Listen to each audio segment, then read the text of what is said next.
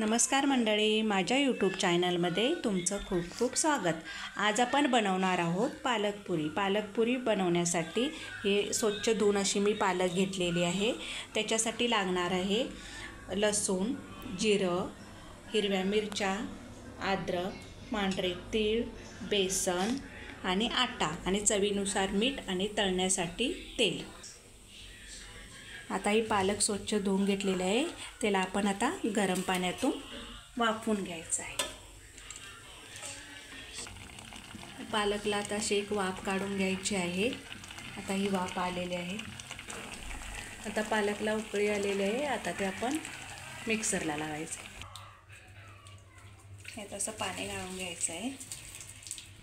आता मिक्सरचं भांडं आहे, त्याच्यामध्ये आता आपण हे पालक वाटून घ्यायचं आहे। त्याच्यामध्ये आता काय काय घालायचं ते सांग। लसणाच्या 4 पाकळ्या घालायच्या आहेत। त्याच्यानंतर हिरव्या मिरच्या 2,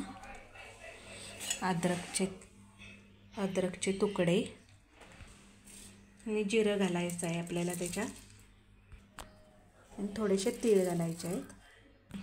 आता हे मिक्सरला वाटून घ्यायचं आहे। आता आपण बारीक सगळी पेस्ट करून घेतलेली आहे। आता आपण पुऱ्या बनवूया। आता सगळी पेस्ट याच्यात घालून घ्यायची आहे पातेल्यामध्ये। ह्या पेस्टमध्ये आता आटा घालायचा आहे जेवढा आपल्याला। याच्यामध्ये आता बेसन घालायचं आहे। चवीनुसार याच्यात मीठ घालायचं आहे।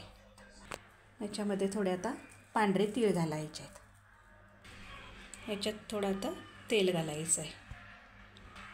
आता तेल घालून झालेलं आहे। आता आपण असं मळून घ्यायचं आहे, सगळं एकजीव करून घ्यायचं आहे।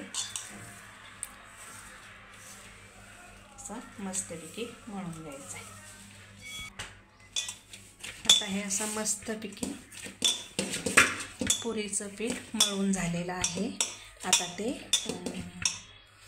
ते एक 10 मिनिटं असं झाकून ठेवायचं।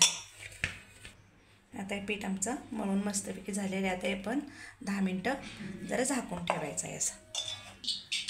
आता पीठ आपलं मऊ झालेलं आहे मस्तपैकी। आता 10-15 मिनिटं मी असं त्याला जरा मऊ व्हायला ठेवलेलं। आता आपण याच्या पुऱ्या बनवून घ्यायचे। असे त्याचे बारीक बारीक गोळे बनवायचे। मस्तपैकी असे आता हे गोळे बनवून झालेले आहेत। आता आपण पुऱ्या लाटून घ्यायच्या।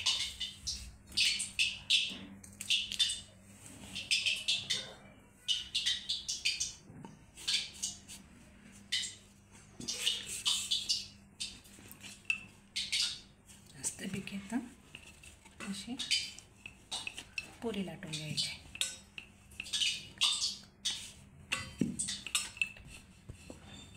हे आता पुरी लाटून झालेलं आहे।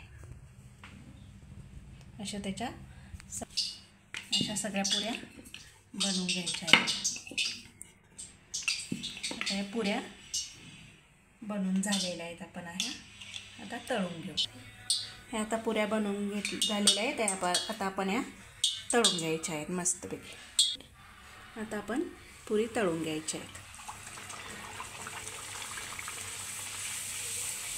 मस्तपैकी अशी आता फुगलेली आहे पुरी। छान अशी मस्त भाजून घ्यायची आहे जरा असं ब्राऊन होईपर्यंत असा कलर।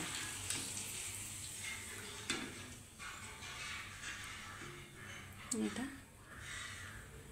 तळून झालेले अशा सर्व पुऱ्या तळून घ्यायच्या आहेत।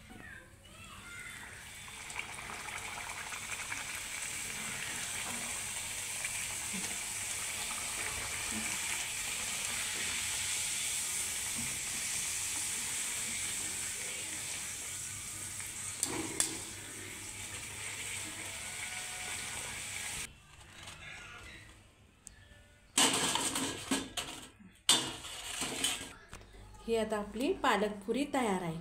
तर या तर मग खायला आणि चॅनलला लाईक आणि सबस्क्राईब करायला विसरू नका।